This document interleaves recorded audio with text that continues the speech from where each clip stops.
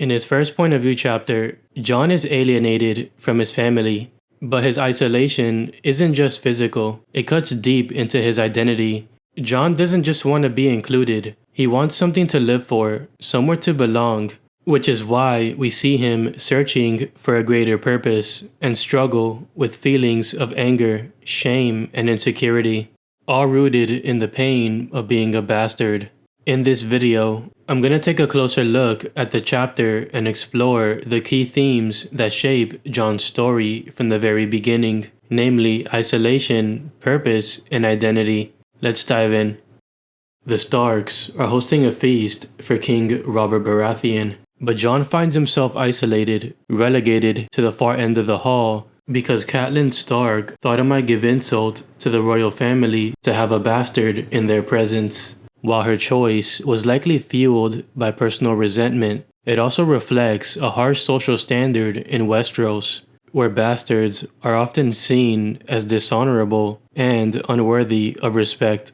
So Jon does what he can to make the best of it. While the Stark family sits together at the high table, Jon spends his evening with a group of squires down by the benches. They were fine company, and Jon relished the stories they were telling. He was certain that his companions were more entertaining than the king's offspring. With that said, he tries to convince us, and maybe himself, that he's having a good time, but beneath the surface, he struggles to conceal his lingering bitterness. In fact, I'd argue that Jon turns to alcohol as a form of escape from the sting of exclusion and the pain of being reminded that he's not truly part of the family. This would explain why Jon spent the entire night drinking, beyond the fact that there was no one to stop him. After all, this was one of the only times where Jon Snow was glad he was a bastard, and I don't think it's a coincidence that it came at a time where Jon had free access to alcohol. In any case, it's evident that Jon harbors resentment over himself when Tyrion identifies him as the bastard son of Ned Stark, and it's clear that he's bitter over his circumstances when he dismisses the significance of interacting with the royal family. Unfortunately, no matter how much Jon drinks, nothing can hide the fact that he feels like an outsider in his own home. But still, Jon is able to find a small sense of comfort in this random group of people. They offer him something that his own family denied to him that night, a seat at the table, so to speak. It's only a breath of fresh air, but one that hints at something much bigger, Jon's growing desire to find a place where he truly belongs. Isolation isn't Jon's only struggle. He's also haunted by the fear of living without purpose. He lies awake at night on a regular basis thinking about the future. Robb will inherit Winterfell one day. Bran and Rickon will be his bannermen. Sansa and Arya will marry into noble houses. But what about Jon? What kind of future could a bastard hope for? This inner dialogue is proof that Jon doesn't feel like he has purpose at Winterfell, which is why he's desperate to find it elsewhere. This future layout of House Stark reflects a broader truth about noble families in Westeros. Each legitimate child is born with a role to play, their lives seemingly planned from the start. For example, the firstborn son of a noble house can expect to inherit his father's lands and titles, while the daughter is shown how to be a proper lady in preparation for marriage. But bastards like Jon, they have no inheritance, no expectations, and no real path forward. If they want purpose, they have to carve it out for themselves. Jon is desperate for a change of scenery, and he believes that becoming a brother of the Night's Watch will give him the opportunity to redefine himself, not as the bastard of Winterfell, but someone worthy of respect. A bastard can have honor too, Jon said. I'm ready to swear your oath.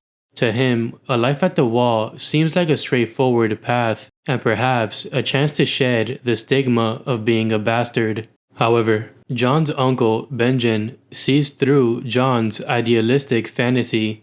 The Wall is a hard place for a boy, Jon. You don't understand what you would be giving up. Benjen knows about the sacrifices that need to be made in order to become a brother of the Night's Watch. vows that would prevent Jon from experiencing some of the finer things in life, such as love, family, and legacy. But Jon, only 14, drunk and filled with desperation, still isn't mature enough to understand. All that matters to Jon is whether he can leave Winterfell for a new beginning in search of a greater purpose. The theme that ties all this together is identity. Jon's isolation, his yearning for purpose, and his emotional turmoil all stem from one thing: he's a bastard. It's the label that defines his place in society and in his own mind, but it's still a sensitive topic. We see during Jon's conversation with Benjen Stark that Jon carries a lot of resentment over his identity. "I will never father a bastard," Jon said carefully. He spat it out like venom. Jon felt the tears begin to well behind his eyes. "I must be excused," he said, with the last of his dignity. In that moment, all of Jon's feelings of shame, anger, and insecurity come rushing to the surface, overwhelming him to the point where he just wants to be alone. But beneath that isolation is a need to be seen, and eventually he meets someone who can relate to him. Tyrion Lannister isn't a bastard himself, but he argues that he may as well be. Like bastards, dwarves face rejection from their own families. They're also stigmatized by society, and they carry a deep sense of insecurity, albeit for different reasons. Tyrion may not have it all figured out for himself, but he does have advice for Jon to consider. "Let me give you some counsel, bastard. Never forget what you are, for surely the world will not. Make it your strength, and it will never be used to hurt you." Tyrion is challenging Jon to embrace his identity and use it to his advantage, rather than treating it like a curse. Remember this, boy. All dwarves may be bastards, yet not all bastards need be dwarves. Or, in other words, life as a bastard is already challenging in of itself, so Jon shouldn't let his own shame and insecurities drag him down any further. This conversation with Tyrion marks a turning point.